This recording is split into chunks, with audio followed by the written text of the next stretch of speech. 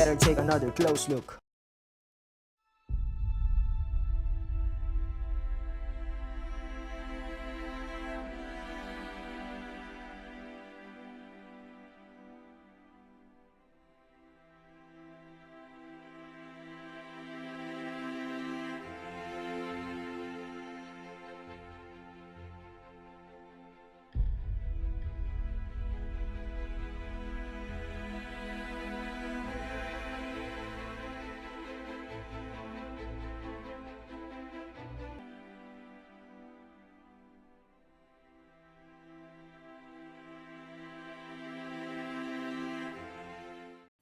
Hi everyone, this is Sanjana from Close Look, and we would like to acknowledge that the lands on which we work, play, and learn are on the shared traditional territory of the Katsi, Kwantlen, Semiahmoo, and other Coast Salish people.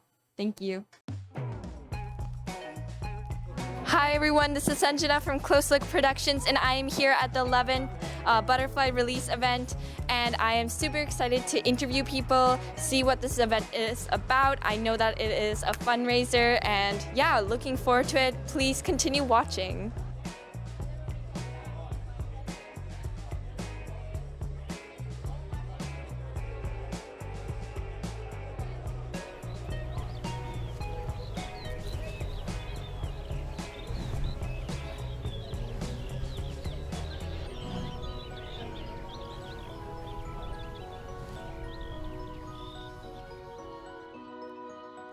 David Officer. Awesome, nice to meet you. How are you finding the event so far? That's just great. I love it here. Yeah? Is this your first time being here at the event, or you've been? This event is Yeah. the first for me. Okay. But I've been here for 3.5 years now. Okay, awesome. What kind of events have you explored here in this community? Well, every Friday night we have a performer. Friday afternoon we have a performer. These guys had been with us before, and the other two prior to us had been here before. We enjoy them. Okay. They're good. Awesome. What are some of your favorite performers that you guys have watched before? It's hard for me to say. I like them all. Yeah, fair enough. That's the good answer. Gets everyone I involved. like them all. Yeah, fair enough, fair enough. So what are some of your hobbies and passions? What do you like to do around here? Well, around here, not too much, but I'm a barber shopper. I belong to the Barber Shop Quartet Society 50 years. So during COVID, of course, we didn't do very much, but we started up again our chorus in Langley. And yeah, we've been practicing now for about 10 weeks now. So anyways, yeah, barber shopping for the last 50 years. Okay. A long story there. I'm also a Freemason. Oh, what, sorry? I'm a Freemason. Okay. I'm a Mason last 25 years. And I belong to many of the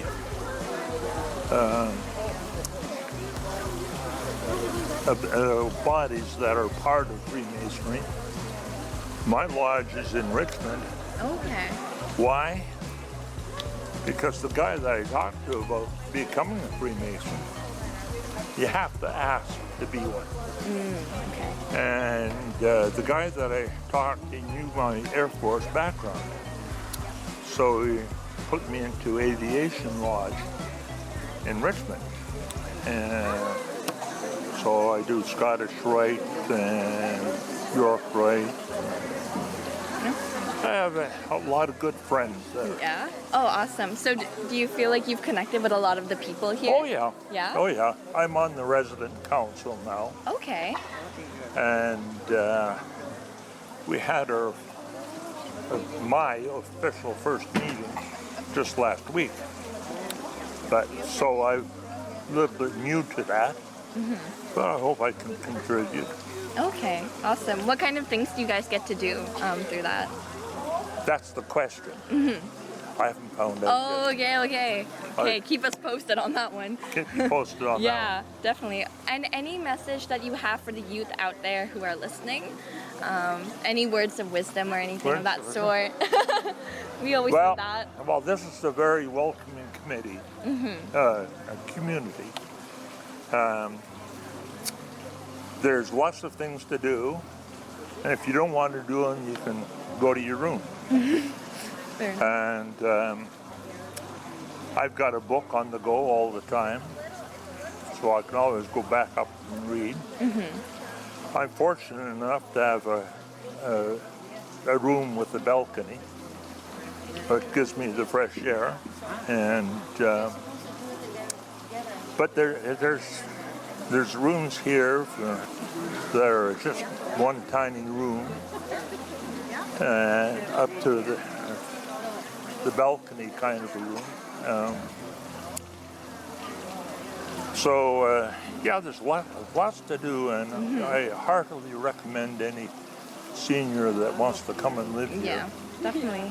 Awesome. Well, thank you so much for sharing your perspective on living here. It's so nice that you have a community here and some events going on to keep everyone entertained. Tell me about it. We're waiting for these guys are good. Yeah. Oh, we're excited to hear Cheek that. to cheek. Perfect. They've been here before. Okay. Sounds Yeah. good. Well, thank you so much for the interview, and yeah, we're really excited to share this and encourage more seniors to come over here as well. Yes, yes. They can come here and have fun. Perfect. Luella, she's 102 years old. It's a beautiful day. It's the 11th annual Butterfly Release event, and we're so excited to be able to talk to her. Can you wave for our audience, please? Just say hi to the camera. Or anything you'd like to say. Well, what I like to say is that such a beautiful place here and beautiful day, and I hope the butterflies are happy. Yes, we hope so too. Thank you. Thanks so much. Hello. It's so nice to be able to interview you. So how do you find the event so far? Beautiful. Yeah? Yeah.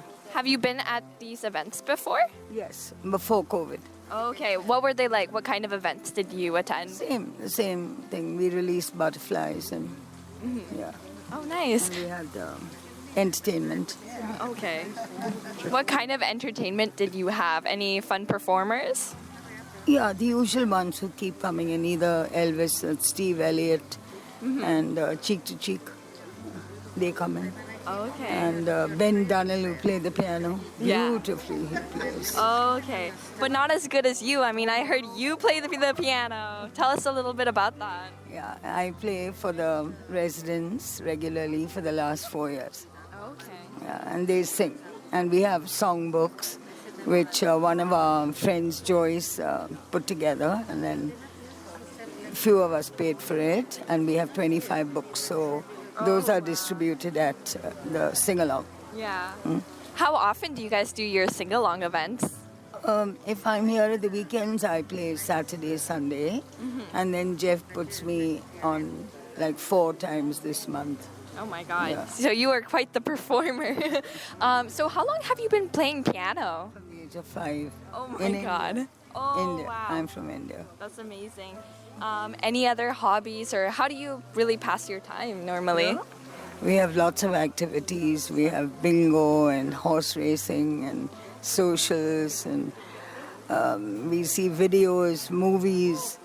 We have talks on different things. We have art. We have craft. Oh, wow. So we Okay. are very busy here. Wow, I wish I had some of those things. Maybe I'll join you guys. Awesome. Any messages that you have for the youth out there listening? Any words of wisdom? I would say do your best and be happy. That's a beautiful message. Thank you so much for letting me interview you. That's great. Oh, Ken, would you be able to wave at our audience over there? Just give them a quick wave. Or do you want to say hi to them? Pardon? Would you want to say hi or wave to our audience? I can't hear you. Oh, do you want to just wave? Oh, just wait. All right. Perfect. Yes. You're famous. You're on TV now. Is that enough? Wave me. Yeah, yes, that's perfect. And we also have Jim over here. He's the executive director.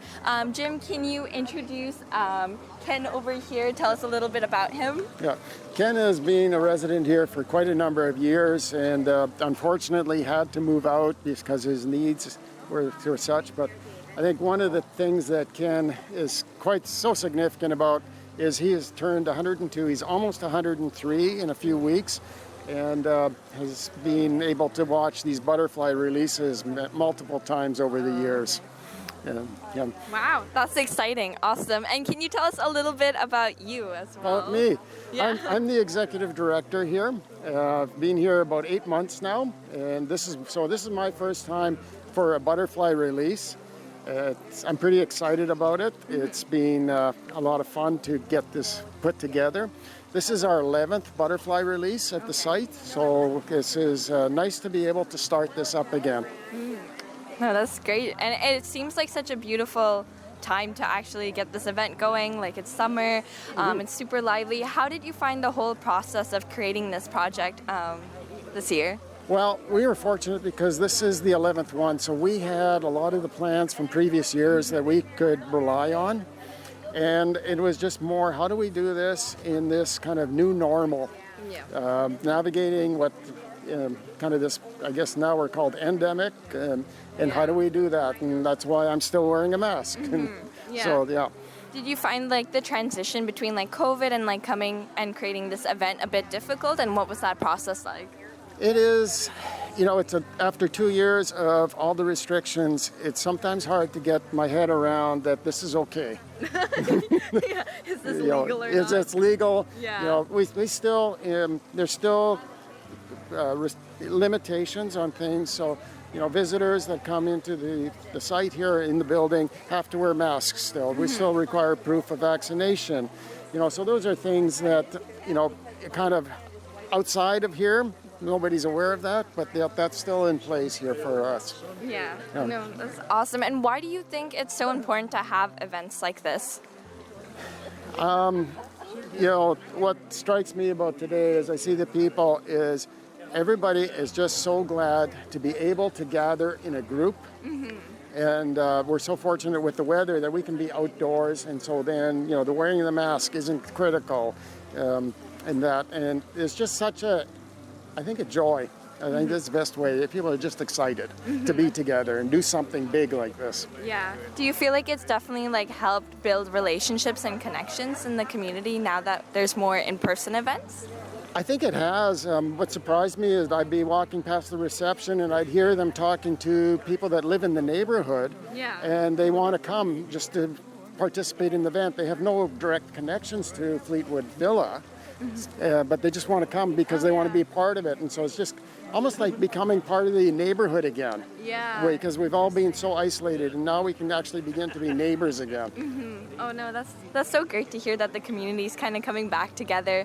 And yeah, any last messages that you have for like the youth listening out there, or any seniors that maybe want to start joining this program?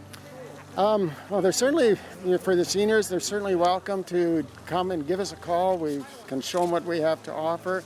For the youth, I'll point out to you and your colleagues, this is an opportunity for this intergenerational, and I think so often we segment the different generations, where, when we get a chance to meet with people like Ken, who are 102, that adds value and richness to our life. I'm a generation, 2 generations younger than Ken, but he is, so often he'd be sitting in the lobby and just, his words of appreciation, it just gives you a little boost. Yeah. And it's just like, wow, we can learn from that. Any stories that you can think of where there's been, I guess, like successful interactions or feedback about these events, or also just interactions with one another in the community that you've created? I had one of the community visitors here just expressing to me earlier today, just thank you for putting this on. This is so special. And she said, I'm almost in tears. So we're glad to be able to be kind of making those kind of connections. Yeah. So much of what we want to have here at Fleetwood Villa is this opportunity for community, for neighborhood. And we often talk about ourselves being a neighborhood. And today it actually feels like we're actually really feeling a neighborhood feel. Okay, because you have a lot of people here, not just from this program, but also just neighbors and other Neighbors, connections. family, friends have come for this. Yeah, and I think that's what adds that energy, because it's been so long since we've been able to do something like this. Yeah, that's awesome. And my last question is, what made you guys choose Habitat for Humanity as your charity? I think one of the direct connections is we're involved in housing. Habitat for Humanity is involved in housing. Yes, we're targeting different people, but we're both passionate about housing. We're offering housing for seniors with all sorts of amenities. Habitat for Humanity is offering housing for people that are having difficulty getting in. Yeah. Right? And so I think that kind of shared passion just made it an obvious connection. Oh, that's lovely. Okay, thank you so much for the interview. It was such a nice interview, and it's really nice to hear all the positive experiences and feedback that you guys have received, and that you're bringing so many communities together. So thank you for what you do, and thanks for the opportunity. You're welcome. Yeah. Thank you. Thank you. Yeah. Wonderful. How do you find the event so far, and what is your involvement with the event? It's an amazing event. Like I was saying earlier, I've never experienced a butterfly release. Habitat for Humanity Greater Vancouver is the charity of choice for this particular event. All of the proceeds raised today by all of the wonderful people, the family, Rivera Living, staff, is going towards our next big build, which will be in Coquitlam. We're looking to break ground early 2023, and our initial build will support 42 affordable homes for families that very much in need a roof over their head, and the help for young people and specifically vulnerable youth. Definitely. Yeah. No, that's amazing work. And why do you think it's so important for people to donate to this organization? Well, I think, as we all know, whether it's Surrey or Vancouver or Coquitlam, housing is an issue here in our province and our cities. And there's a lot of people that just need assistance in getting a decent roof over their head, running water, and a place where they're not sleeping with a variety of different creatures like rats and things like that. And that's what our organization does. We're a non-for-profit organization that builds affordable houses for families very much in need. Unfortunately, we can't build as many as quick as we like, but we're doing as much as we can, and we continue to grow to help a variety of different families and young people in our different communities that definitely need support. Yeah, that's amazing work. And what are some past projects and what are some future projects that you guys are working towards? So we've worked in Richmond and Burnaby and Abbotsford. We just recently finished putting our final 12 families of 19 in Mission. Okay. And then we are embarking on our largest build in the history of our Habitat for Humanity Greater Vancouver, 42 units in Coquitlam. So all of the money raised today here, 100% of it will directly go towards that build. Oh, wow. Yeah. That's amazing. And for the people that are watching, how can they get involved in these kinds of projects? Yeah, we have a campaign right now called 100 in 100. We're trying to raise $100,000 in 100 days. Okay. Goes to the end of September. But generally, if people want to volunteer, or they want to support us in a variety of different ways, they can go to www.habitatgv.ca, and they'll probably find me there, and we can have a conversation. Perfect. Thank you. And any last messages that you have for the youth out there that are listening today? Yeah, we, our project is to help families, but specifically help young people get a great start in life, specifically with a wonderful place to live and call home, and a wonderful community that they can also call home. Yeah. Friends, family, schools, playgrounds. So any opportunity to get involved and volunteer, we welcome young people in our project. But, as I always say, generally working in the charity field, just do your best to pay it forward and help those that need help. Yeah, definitely. No, that's an awesome message. Thank you so much for the interview. Thank you. Wonderful. Is everyone ready? Yes.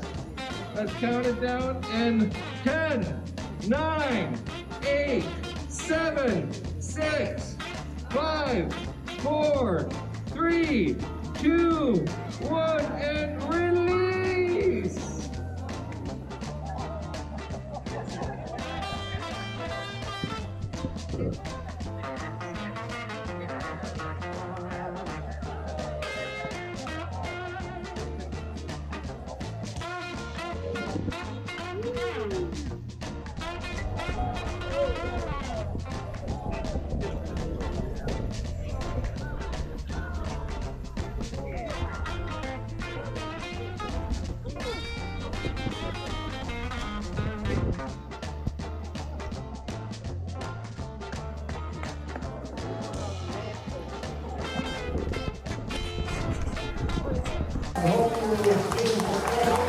Hey, hi everyone.